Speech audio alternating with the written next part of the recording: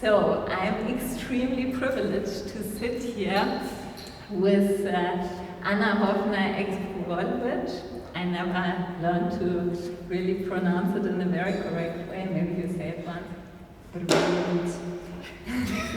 And Angela Anderson, who produced a new work in the context of this exhibition, which is called HEXENGESPRÄCHE, the which rarely appears in the history of the proletariat. So I will introduce you very briefly, but before I do this, I also want to greet our special guests, which are the protagonists of your film. And this is Monika Jarosz, sitting there, and Gerti Eder. Welcome. We are very honored. And yes, everyone who hasn't seen the full film should absolutely watch it, because these great protagonists are part of the better part of history here in Innsbruck, and very important for the ongoing feminist struggle.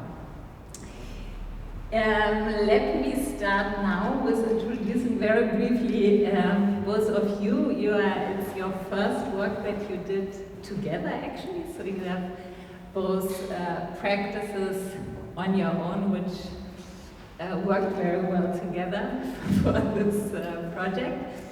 Anna Hoffner is an artist and researcher and also writer, so she also publishes books. This we will have in our library from now on, The Queerness of Memory, that she published in 2018. She is mainly working in photography, video, and also performance. I mean, same important in your practice. And is a professor at the Mozarteum in Salzburg. She's completing also her doctorate at the Academy of Fine Arts in Vienna, and was also in the New School in New York. Angela Anderson is an artisan filmmaker.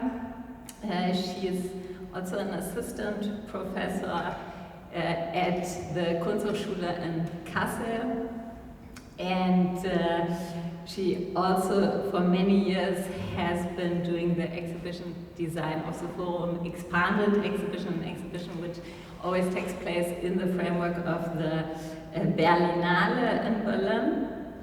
And and we will come to discuss your work in this example, so I won't elaborate much further. But I can just tell you that there are a lot of shows upcoming with both of them. So I think the next one is a solo exhibition by Anna at the Kunsthalle Vienna in October. I think it was postponed many times, but it's now in October, right? Yeah. Okay, so very happy to have you here again. You came very often to do this work, which actually really raises the questions which are relevant for the whole exhibition, for the concrete context of Tyrol. How does the infrastructure which produced this, which hands in 16th and 17th Europe, are reverberating today? What about rural capitalism today? What about feminist movements? And you choose to call this expansive installation with a 2-channel video work HEXENGESPRÄCHE. So maybe you can explain a bit why you chose this word. So HEXENGESPRÄCHE Hexenküche because the starting point for the work was the real Hexenküche that most of you might know in Mühlau. So this is a place we found accidentally. We just passed by and saw these figures of witches, these very stereotypical, very, maybe one could say very banal figures behind this construction. And we were wondering what this place is and what these figures are especially. So this was the starting point for the whole research on witches, but then while working on the whole project we realized that we are recreating the space of the Hexenküche. So this is why when you enter the installation, you enter the Hexenküche and you enter what we have made out of it. So it has this double meaning of the starting point and really of reappropriating Hexenküche from an artistic point of view. And for the second part, the witch rarely appears in the history of the proletariat. This is a quote from Silvia Federici's book Caliban and the Witch, which was very important for us and which is also quoted in the film. And so the sentence is actually a small change because for Silvia Federici it's the witch hunt rarely appears in the history of the proletariat, and we kind of made a shorter version of it to have a maybe more general meaning of it. Yeah, maybe, do you want to add something to that? This is like a very... Sure. I would just also add that our own witch's kitchen, I guess when you think of the Hexenküche, you think of some place where some woman is mixing, you know, her potions to do some sort of harm, and ours is a reassembling of these sort of culturally loaded significant objects in order to sort of expose a substructure, let's say, of our current capitalist patriarchal reality that doesn't like to be sort of shown. So, hence the witch's kitchen. Yeah, and I also find it interesting because then we chose also for the English, so the title is in German, Hexenküche, the second part, the Federici quote is in English, but in the English translation we say witch's kitchen, right? And I think the German meaning of Hexenküche is rather like witch's brew, maybe in English, so really the dark side of things coming up together, which is somehow, I would say, in your work very present, but it's also very present that there's a vivid history which tries to tackle these, this dangerous poison and to transform it into something else, or at least to make its harm less dangerous. And these figures might be also called witches. Maybe you can say something. You gathered a lot of materials that you have seen on the wall in the installation of the archive at the AFLZ, the Autonomes Frauen- und Lesbenzentrum, that Gerti Eder is the chairwoman of. So maybe you can say, we read a lot of times the word Hexenfest. Yeah, so there are several layers, several narratives actually that are very connected to the city, to Innsbruck. And the first is when you enter the witch's kitchen, you see quotes from the so-called Hexenhammer, which was written in 1485, and is not really a text that is quite represented in the city landscape, although Innsbruck played a very important role in the process of writing this text. Because the author somebody who was fighting to establish the witch hunt in the 15th, then later 16th century, was trying to do so in Innsbruck, and because he couldn't do so, he went on to write, because he was rejected to establish the first trials of witches in Innsbruck. He actually then started writing this book of witches. I mean, if you saw the quotes, one can only describe it as a manual for terror, or manual for torture, manual for establishing a new order. So this is the first part that is connected to Innsbruck, but the second part is this really huge feminist history of reappropriating the figure of the witch and reappropriating this century-long stigma that concerned so many women. So what we found was the story of Doris Linse, for instance, that Monika Jarosz tells us in the film, who was collecting the first signatures in Innsbruck against the abortion law in 1974, I think. Then there are many posters and many flyers of the first gatherings. I'm absolutely sure they were not the first, but they are a trace of gatherings of women and lesbians who were trying to make something positive out of this cliché of the witches' meetings at full moon, and yeah, so these are just a few examples. Entschuldigung, Sie müssen das Mikrofon weiter weghalten. Sorry, that we have to there. Otherwise, we cannot understand. Okay, ja, danke. Okay. Sehr gut. Okay, I'm sorry. I will continue like this. I'm not going to repeat everything. Okay. No problem.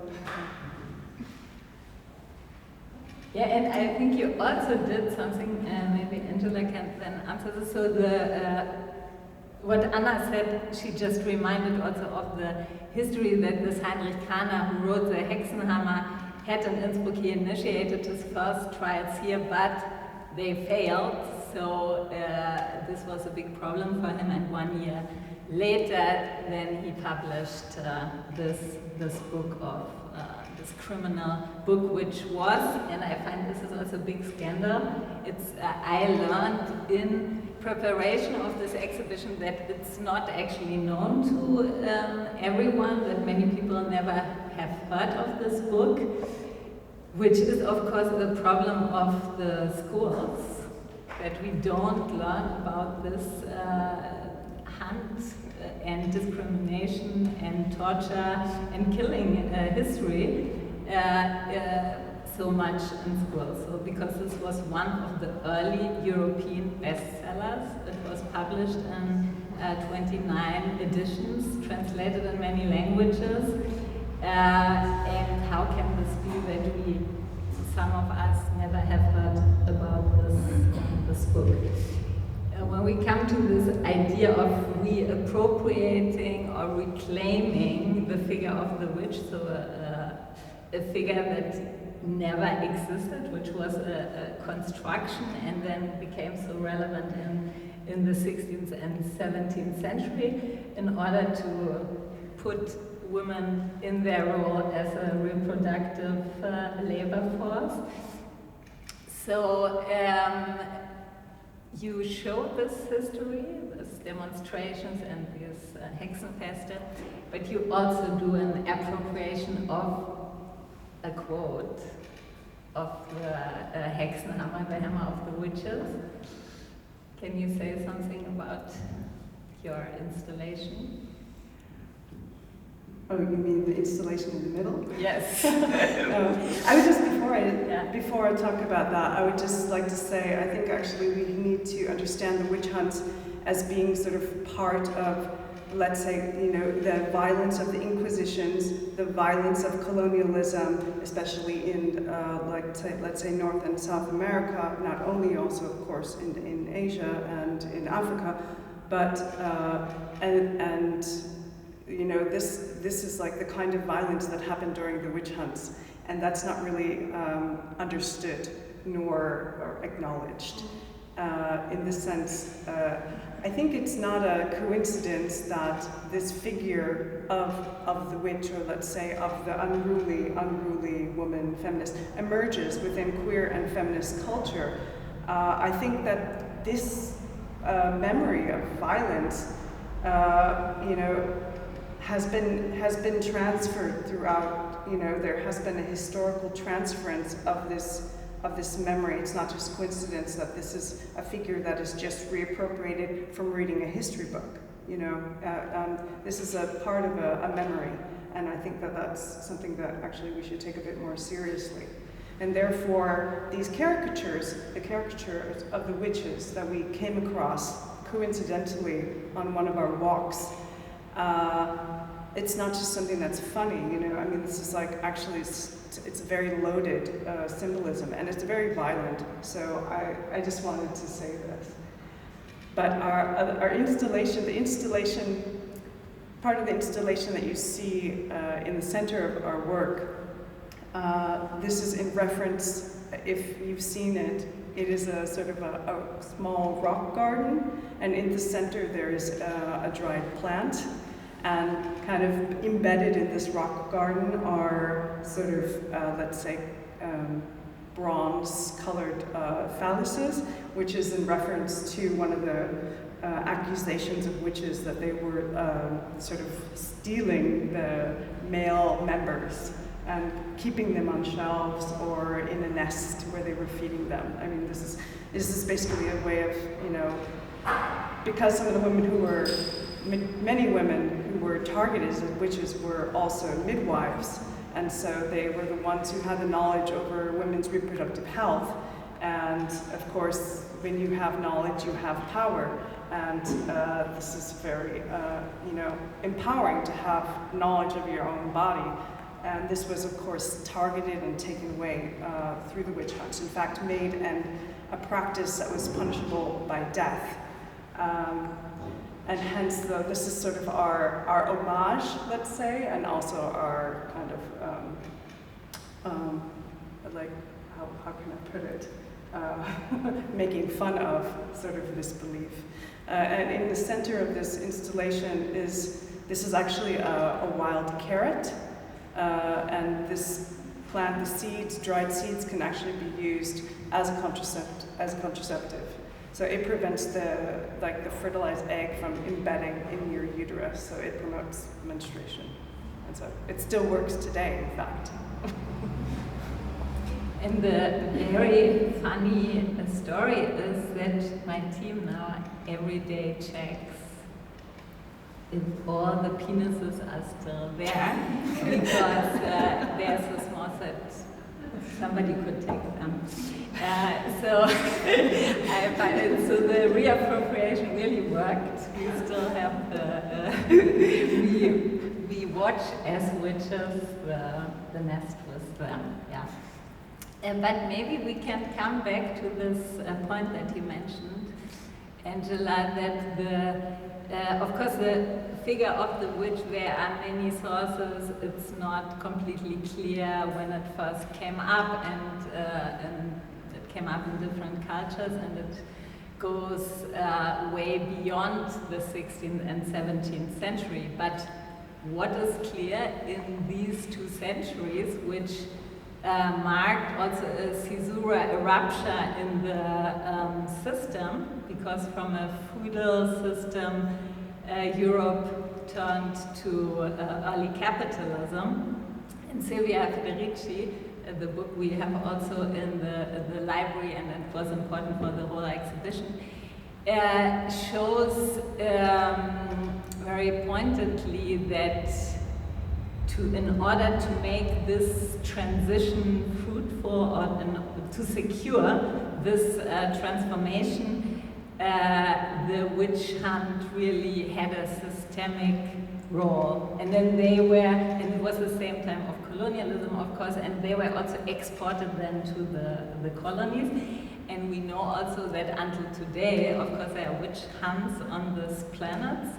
not here anymore, but we invented them, so we should also discuss them and learn about them, and more also from a cultural, historic viewpoint. I think which is so frustrating when one delves into the research, is that a lot of historical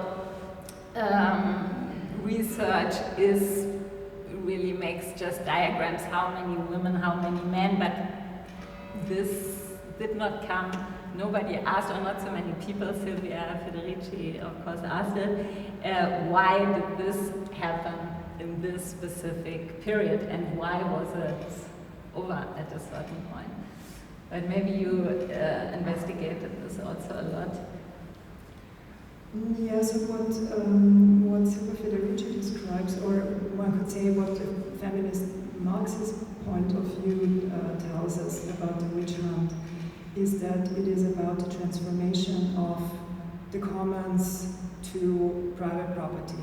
So she's describing this process in early capitalism in 15th, 16th, 17th century, when what was common land was taken into possession by a few and produced actually labor division, produced class division, produced also migration, and a whole range of people who were then dispossessed and who had somehow only the possibility to live from wage labor.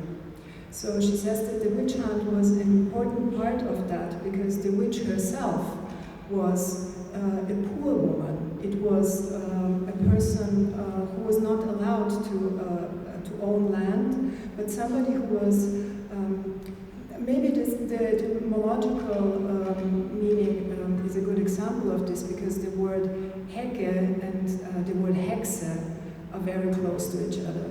So heke was the way land was divided and the way limits and borders were established, because heke could define that a certain piece of land was private property and that it was not allowed to enter it anymore.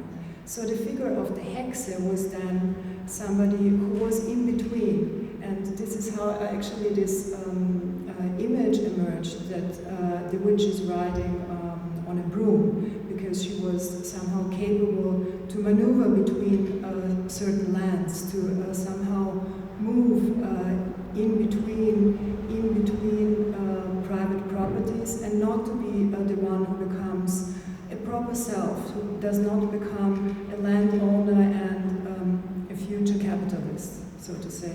And what Silvia Federici describes for this historical period is actually something that is structural. So it is something that we can observe in any moment when capitalism is established. So she's, for instance, also researching about what neoliberal restructuring of land is doing on the whole African continent. So in many, many African countries, it is today happening that global companies are taking possession of land, and then what happens is that people invent the figure of the witch again. So why? Because there are poor women, there are dispossessed women who are again blamed for something that is happening on a global economical scale. So this is just one example how her historical analysis was interesting for us today, and for other analysis of what capitalism is still doing and how it operates.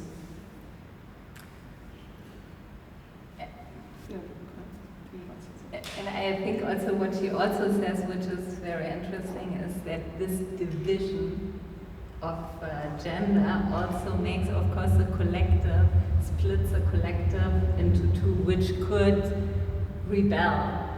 So the oppressed, which formed one homogeneous, more or less homogeneous group, before is very effectively split into two groups with different rights, and then it makes rebellion just harder. And maybe you can say what you found in your research, how it reverberates today this capitalist and capitalist move of privatization and what happens in rural capitalism here in Tyrol at the moment. Yeah, I mean, I think one of our ideas when we started making this work was something that was important for us because, of course, with the whole entire situation, which sort of came to light with the pandemic,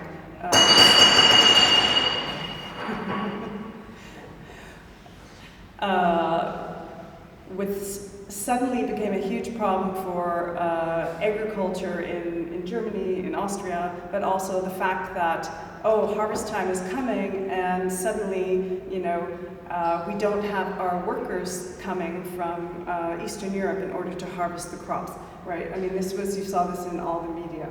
And so this exposed really the conditions of people who are working in the fields, you know, in Germany, here in Tyrol.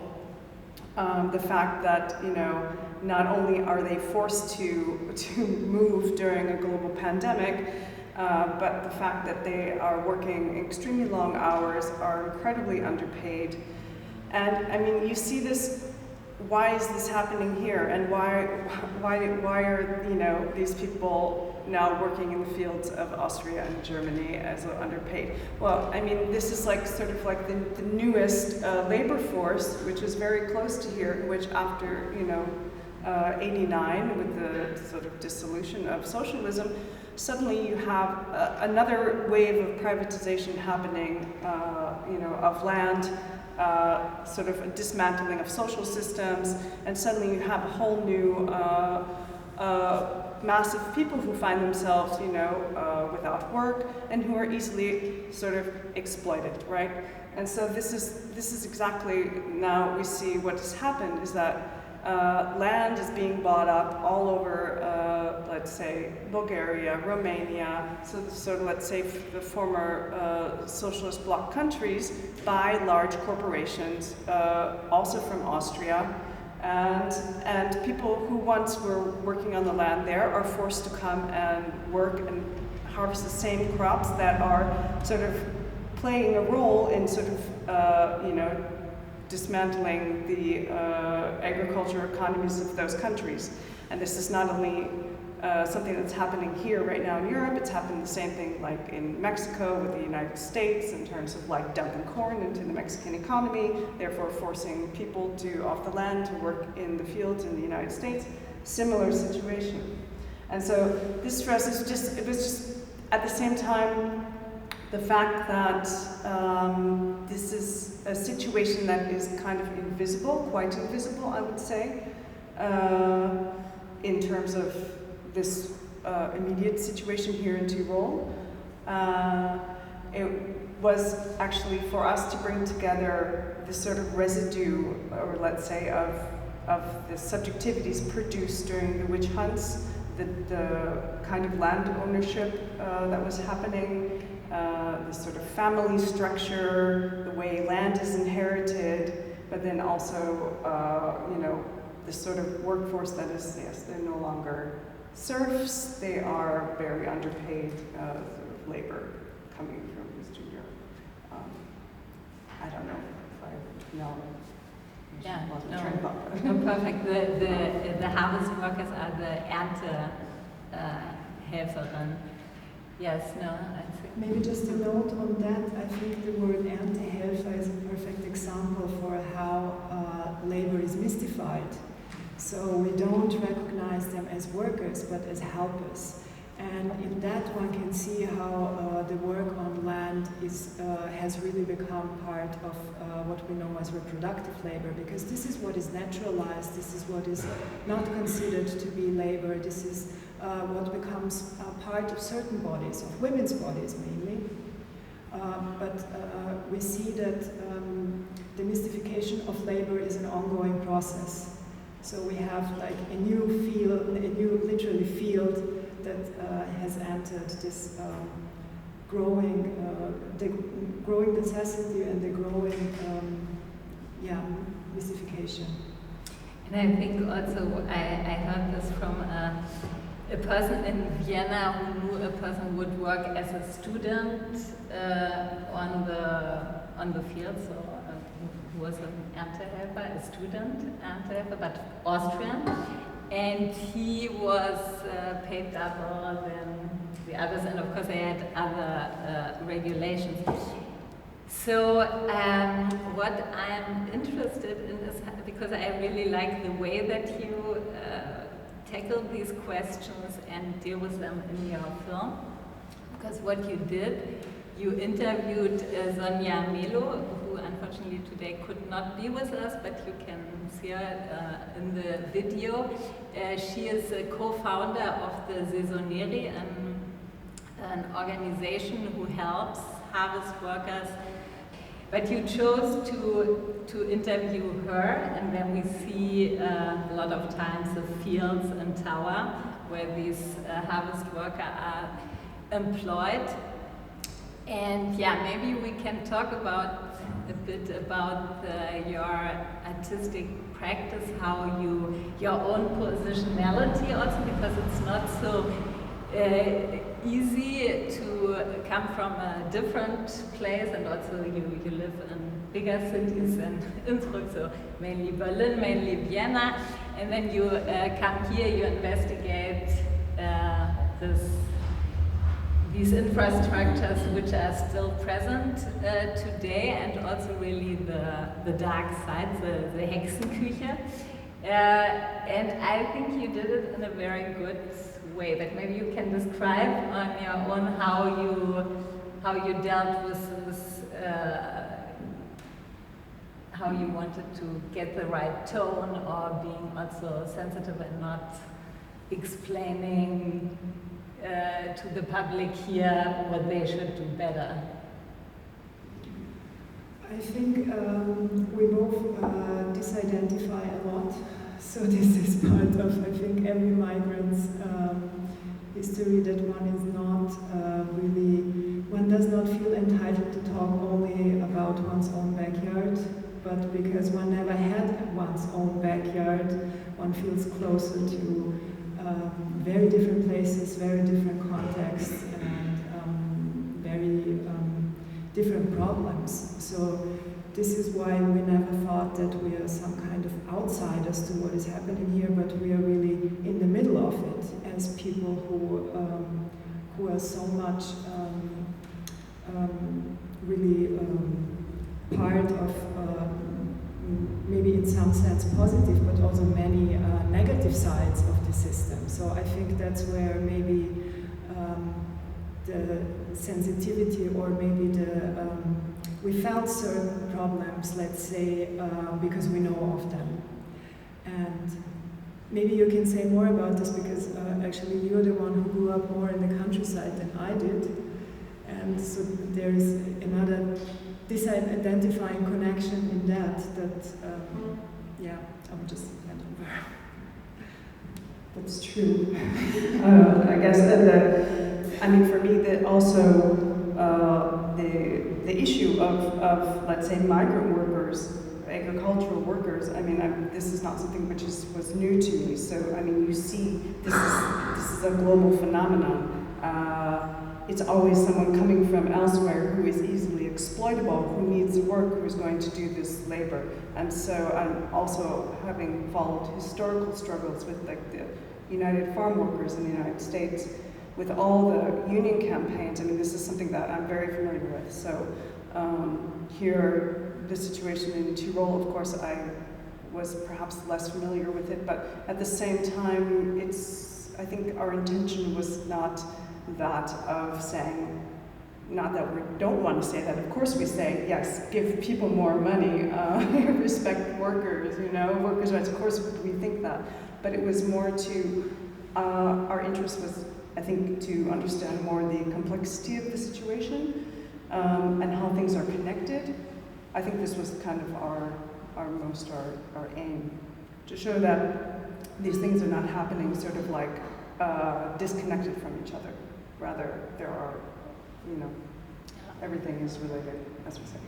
Yeah, exactly. And I think this is what I also appreciate a lot in this work, or in both your works in general, that it's not so much about the symptoms. So the symptoms might be a bit different here from somewhere else, but of course it's a larger systemic structure which leads to these things that we might then see or maybe not even want to see, but that you investigate really what is, the deeper structure which enables this, and also why it's wanted. It's a negative effect, but it's in the larger scheme, it's actually wanted because it stabilizes a system that a lot of people agreed on that we should live in.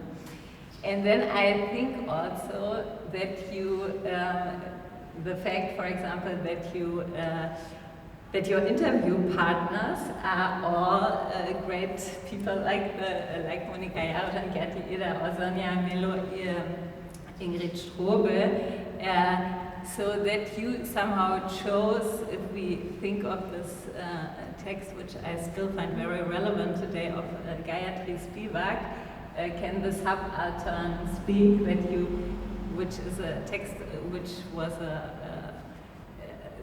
was actually a lecture held in the 80s, but I think it's still very relevant in the arts today also, where she criticized Deleuze and Foucault, who said, we should not do our theories anymore, or we should integrate in our theories real prisoners, and they should speak. And Gayatri Spivak, argues, well, it's not as easy. It's not because now we put our camera or our mic to a person who is victim of this oppression system that we might resolve it, and we actually reproduce also a problem of the structure. So it's just very complicated, but I think you chose to rather focus on the structure and people who learned also to speak about this structure, or how would you say this? I would say this is a perfect example, Can the Subaltern Speak, because Gayatri Spivak was asking to create the conditions so that somebody can be heard. Yeah. So a simple or direct method would be to put somebody in front of the camera and make this person tell the story of suffering. Yeah. But it cannot be heard if you don't create the conditions around it. So it required really a lot of research and a lot of analysis of what is going on, which is really analysis from Silvia Federici's perspective, Marxist analysis of conditions of production. And then in a second step, really, as we said in the beginning, making this kind of maps, really these cartographies, where you put together what is set apart and what stabilizes this situation. And this is, the place of advertisement is there, and the place of Erbhofschild is there, and the place of the surveillance of labor is there, because we have all this armbänder, all these wristbands, bracelets that trace the hours of the workers on the field. So where you, for instance, can see that the surveillance mechanism that is now digital is not much different from how labor functioned before. So it was necessary to create some kind of line that this can be read, that this becomes visible again for us, for all of us, in a different manner. And I would say this is the work of the artist researcher, or this is the work of to me, of an engaged artist. Maybe the researcher is necessary in that as well, but I think this double double move of analyzing and trying to understand, but then also intervening by making something like, you can enter the Hexenküche. Now you can enter it and you can try to read and decipher what is there and how we're of course making a proposal. We're not neutral in that, and we say, look, this is how you could see it from now on. I would say this brings us directly to the SDGs, which is because this talk is also taking place within the context of a project organized or initiated by ICOM, by the Museumsverband, Internationaler Museumsverband in Austria, which is called 17 mal 17, 17 times 17. Which asks institutions like us, there's also Christiane Erhardt for the Belvedere here, who is also part of this project. And so the institutions are invited to think or to do projects about the sustainable development goals, die Nachhaltigkeitsziele of the United Nations. That agreed that until 2030 there should be no poverty, no hunger, gender equality, etc. So 17 goals for more social justice and a healthy planet. And now, we were asked to take part in this, and of course I agreed also to do this. And I was thinking that your work shows very well how I would think of these sustainable development goals in the framework of an exhibition or an artistic, an artwork, where we should not so much set rules that we want to reach until 2030, because anyways, unfortunately, the United Nations won't reach these goals. But in these, maybe in the institutional process, of course, all these pragmatic goals are relevant. But then if we think about it in artworks, we have to make it a bit more complicated, as you say, and to investigate the logic behind all of this, because the SDGs react to a logic which brought us to this point where we urgently need them. But so maybe you can say a bit how, because especially Angela, also you decided later for going in the arts. So, but you are both, in both your works and also when you work together, activism is very important. All these questions of ecology, of patriarchy, of capitalism, of colonialism play a crucial role. How would you say, why is art so important to discuss these things, and what can we do differently in the arts than in activism outside of this, and we're activism? We could have an entire symposium about the question, I think. But I think that, I mean, arts is the kind of like the place where one can really think interdisciplinarily. That's, for me, one of the most important things about art, is that you don't have to keep things separate from each other. So you can take from different fields, expertise from different fields, bring it together in your research, and produce something that makes people, yes, think about things in a different way, make different connections, understand, let's say, or not understand, or perhaps think about something in a different way. I mean, this sounds maybe a bit banal, but I mean, every time you can invent something new, you know, and it's a process. Unlike making, let's say, a documentary film where there's such sort of strict forms or formats, you know, like you see the same thing over and over again.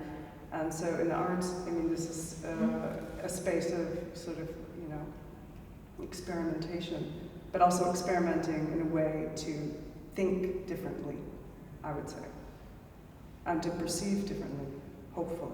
I mean, that's quite idealistic. Yeah, but let's be a bit idealistic. I think one could maybe even say it's a space where we can dare to not know, or to say we don't know, but we want to ask. So in activism you cannot do this, I would say, because you have to, like, there's also, you have the attention economy and everything, like you have to focus. 3 major points, the rest we don't speak about it today, let's do it when we reach these first 3 goals. And then, yeah, it's very pragmatic. Of course, it's very important, but I just think that it's not so interesting if we reproduce it in art, because I would absolutely confirm that. I think art is specifically not giving recipes, answers, not at least the art that we are interested in, because there is also a completely different art field as well.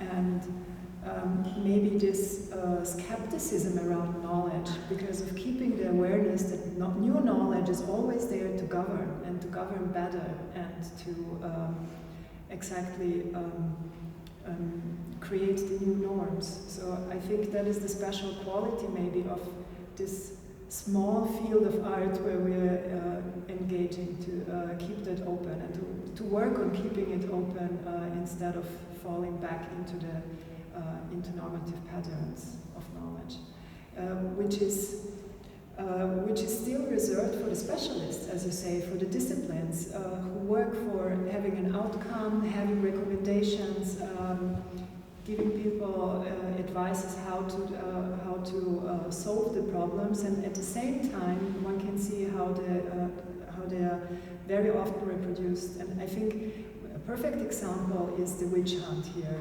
because we were all taught that the witch hunt is something that stopped with Enlightenment. It was the Aberglaube that was fought against through the rational, through Enlightenment. And today we know that it is actually the opposite, that Enlightenment made the basic ground for the witch hunt, because all these categories of private property, of the proper use of land come from Enlightenment. So it was John Locke in 1690 who defined that there is actually a relation to nature to be established in order not to let land go to waste. So this is deep Enlightenment. So this is really part of the problem. But we have learned the opposite. So I think it's for good reason to keep the skepticism in knowledge production. And this can only happen when partly also stepping out of it and disqualifying oneself, and really being the opposite of the expert. Yeah. Then you become the artist. Yes, but this is true. I also find it so funny, but a lot of people would still argue today that Enlightenment was the end of the witch hunt. But of course, this knowledge, which was felt so dangerous, and which also should be, which they also try to erase with the witch hunts, a knowledge of the herbs in relation to the land, to the season, and all of this, which is the opposite of the teleologic process or progress-oriented idea of capitalism. This is, of course, also anti-enlightenment in a certain way. So something which would not have fit the idea of enlightened knowledge. So I also find it very strange that but it's still repeated in a lot of books until today that this stopped. But maybe we come, now you can prepare already your questions, because this is, I just have 2 left, and then it's your turn. And as I said, you can also ask it in German, of course. We have this card also, you put it in your installation. It's a work by Angela that she did in Solitude, where she was fellow until very recently. And I just read the quote on the card that you have seen downstairs. Feminism encourages women to leave their husbands, kill their children, practice witchcraft, destroy capitalism, and become lesbians. Maybe you can, because it's an interesting story also which lies behind this. Oh, yeah, I couldn't have put it better myself. No, but this was we included this in the exhibition. It's actually just a quote from Pat Robertson, who was an evangelist, televangelist in the United States. I have to look and see what year this is actually from. 1992, in a letter he wrote in opposition to an equal rights amendment that was being proposed in the Iowa state constitution, in basically a law that would make discrimination in employment illegal based on gender in the state of Iowa. So this was an actual letter he wrote. It was a letter to the editor, published in letters to the editor in a newspaper, and then it was picked up, of course, by the feminist movement because it was just so hilarious and made into a poster, which was very popular in the early 90s. And so it was just kind of, had a chance to produce a postcard at Solitude, and I was, had this quote in mind as we were working on the film project. So, yes, that's where I come from. And the last question is related to this bench that is located on the Wilhelm Greil Weg on the way to the Hungerburg. Please take absolutely one of these nice postcards that you can also send to someone. And this, you made this nice public intervention where you initiated remembrance of all the women tortured and killed as witches here in Tyrol, which is now in this,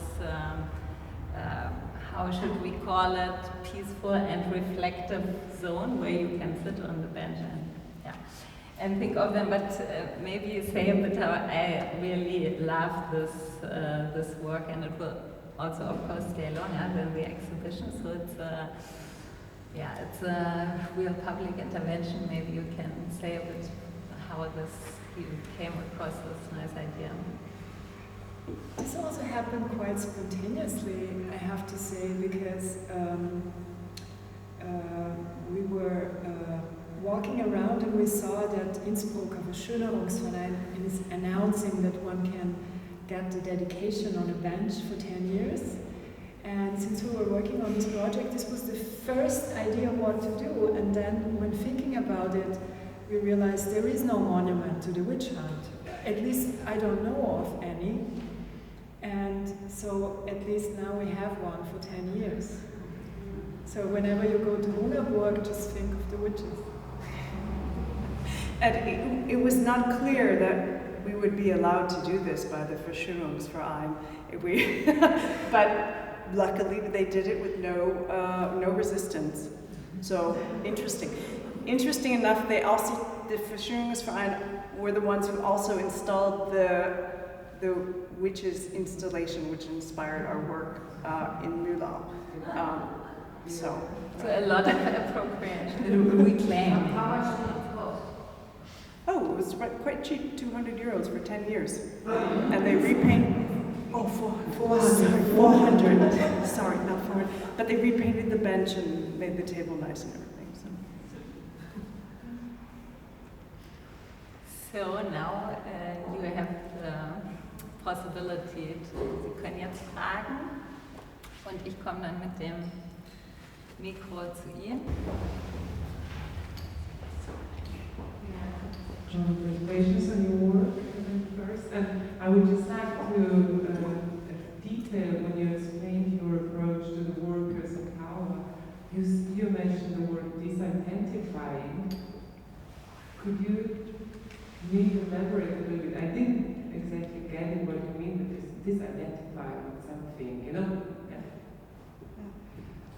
Okay, this was maybe too fast because disidentification is the title of a book, and it's a practice that José Esteban Muñoz describes. One of the main protagonists of queer theory, who was writing about this.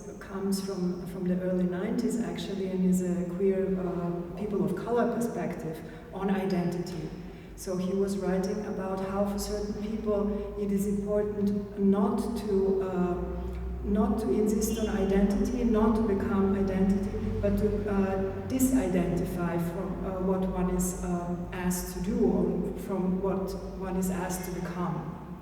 So he also opens this as an option for everybody. So this is not something only queer people do, but it is something everybody can practice. You can disidentify from becoming a woman. You can disidentify from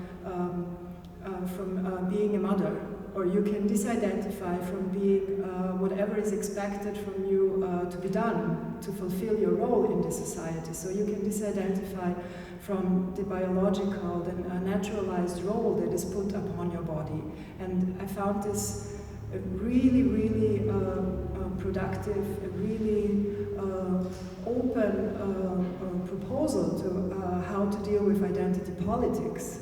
So, because I was working a lot in queer theory, I take this very often as an example of it could be also different. We are not stuck in where we are. We are not stuck in becoming part of an Erbhof family that has to fulfill the role of a heteronormative family structure that is not just capitalist, that is highly heteronormative, that is highly patriarchal, and that is also incredibly racist. So this is what I was implying with just one term. I'm sorry. With now more hopeful question, maybe.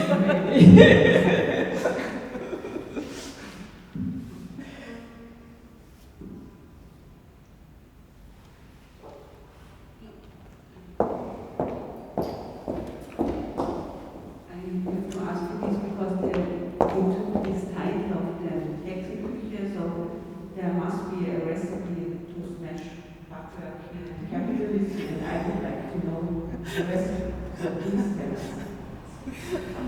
Oh, we are still working on it. You must have found out something which is hexen, so you make the recipe yourself and cook something like that. If you look at the postcards in the end, so all these guys that we tried to cook, I think that would be a good thing. So just remember all the heroes of the politics we have today. So if we manage to put them all in one pot, I think we will get very far. So I would just advise you, go and look at the video again. Just remember all these figures from the postcards, and our common goal is to put them in one pot. There we got it. Okay, I think this is a perfect ending. I just want to point out that the exhibition is still running until October 3rd, and we have more HEXENGESPRÄCHE. The next one will take place on September 8th. Am 8. September gleiche Uhrzeit 18:30 Uhr mit Nina Tabassomi, die Arbeiten zur Kirche und zum Kapitalismus gemacht hat. Und wir haben auch jede Woche unser Team führt, also Führung für alle, die Hintergrundwissen aus unterschiedlichen Perspektiven erfahren wollen. Genau, vielen Dank fürs Kommen. Thank you very much for your work, for being here again tonight. And thank you also, Monika and Gerti. We will maybe next year have open our bar again, but this is not still time now. So have a nice evening and thank you very much.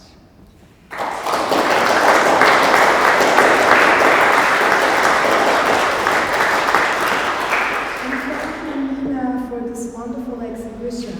So this, I think, deserves a lot.